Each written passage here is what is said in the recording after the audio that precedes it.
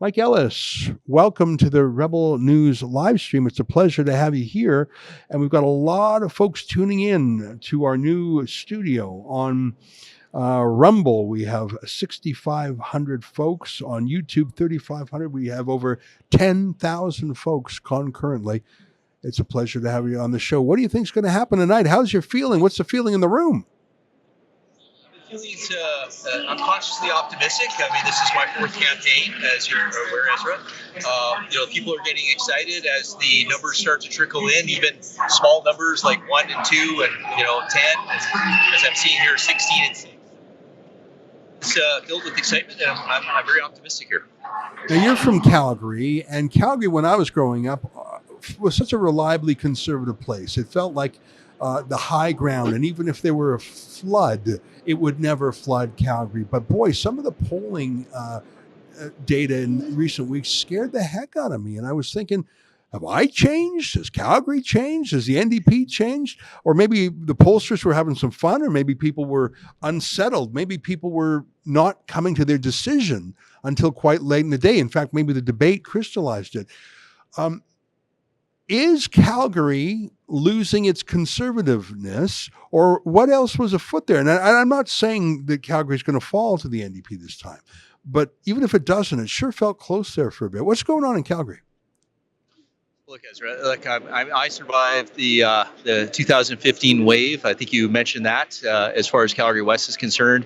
I was one of the first people to talk about unification, and myself and another MLA for the Wild Rose were the first people to kind of talk about that. No, I don't believe that Calgary has changed. I would say that the NDP, as I've experienced for the last 9 years, they ran a campaign on fear and smear. And I would say that to a certain extent, that resonated amongst a lot of people in Calgary. I would also further argue that, to your point that you made, after that debate, we really started to see a trend of support for not just Danielle, but of course the United Conservative Party. And I think that was exemplified when we held the rally. And at that rally, when we saw organically 2,000 or so people show up, people that were showing up that, because Calgary West is very close to Sutina, that we're saying, wow, I heard about this. I want to be a part of this excitement. So, you know what?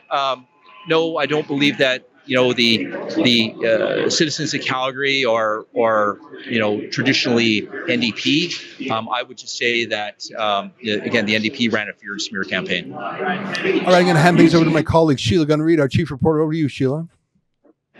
I just wanted to give Mike an opportunity to tout some of the successes of Alberta's drug treatment focus.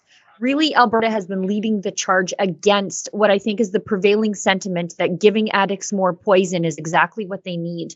And I think we're seeing some of the early data roll in when we compare what's happening in BC to what's currently transpiring here in Alberta. Can you give us an update on that?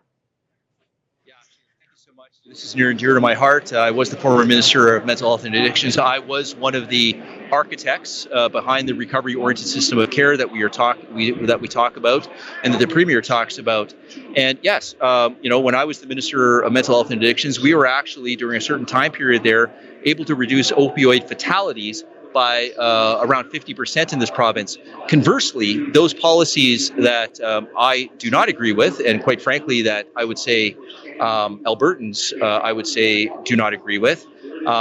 We saw in British Columbia at the same time period, their overdose fatalities increasing by 30%. So, recovery-oriented system of care. I mean, it's essentially a 2-hour PowerPoint presentation. I'm not going to bore you with it, but I will just say this. It is about giving hope to people, and certainly not heroin to people, because that is precisely what the NDP and those policies that have kind of destroyed up and down the West Coast, from Los Angeles to Portland to Seattle, all the way to Eastside Vancouver. Those are unsuccessful policies. This is not the opinion of the United Conservative Party. This is not the opinion of Mike Ellis. This is the evidence that is being shown that those policies just do not work. Well, Mike, it sounds like there's a cheer going up in the background. I take it that that particular riding has reported. According to the Elections Alberta website itself, the Conservative Party, the United Conservative Party of Canada, of Alberta, is leading in 42 districts, whereas the NDP is leading in 22 districts. And what's interesting is that the gross number of votes, and again, this is very early days, only about 10,000 votes counted in the whole province. But what's interesting, if this trend holds, is that the UCP vote is more efficient, as they say. That is, the NDP might be racking up large margins of victory in a particular, let's say, Edmonton district, but you can only win it once, whether you win it with 40% or 80%. So I'm looking at the Elections Canada feed, and I know there's a CBC feed and other feeds out there. So with 4,000 votes, the UCP is leading in 42 seats. With almost 5,000 votes, the NDP is just leading in 22. I don't know if that's going to hold up like that, but maybe that's the reason for the cheering in the background there, Mike.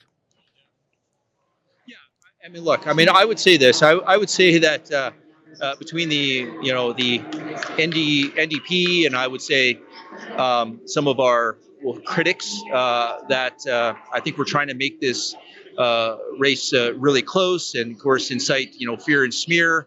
And I think that actually had the opposite effect. And I think it inspired a lot of conservatives to say, nope, we already seen this show in 2015 and we are not going to go down this road again.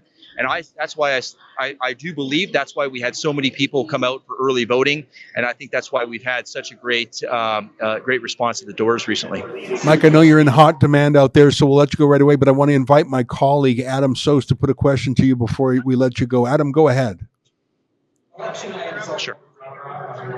Hey, sorry, a little trouble. People are cheering, getting loud here, certainly. Attending so many of these election events, sometimes you get there, and it's good news. It's a tax break here. It's a business initiative there. But that addictions announcement, that was something else altogether. Yeah. And I asked about the likely response from folks saying that this will be an attack on people's rights. You gave a truly impassioned speech that for me was very much like sort of a turning point in the election. Can you talk about the NDP would very much like to have themselves branded as the sort of hopeful, lovey-dovey party, but tell us about your sort of emotional response and how the UCP is really wanting to help you. Well, I mean, Adam, you hit the nail on the head. I mean, when we had that young girl who was 16 years old who talked about the intervention that she had by her family, by the courts, I mean, what's the alternative, right? I mean, the alternative by the NDP and those who are essentially on the left would be to give that 12-year-old girl drugs in a safe place to use those drugs. And I can tell you that I don't know of anybody with that I'm aware of that would agree that that is a good idea. And I will not condemn young people to a life of palliative care. I will not condemn people to the cycle of abuse where they are just being given drugs and then given a safe place to use them. And that is not Albertan. That is actually not Canadian, quite frankly. And so I have been very passionate about this. I've been one of the leaders in the country on this. And quite frankly, we have had such a positive impact on Canada. We have become, I would argue, one of the role models for North America, and that's why this model is known as the Alberta model. Well, Mike does have to go. He's got his next interview lined up, I believe, but thanks so much for joining us. Thanks, man. Really appreciate it. Thanks, you guys. Well, that's great. Thanks so much. That's Mike Ellis, the MLA for Calgary West and the Cabinet Minister in charge of Public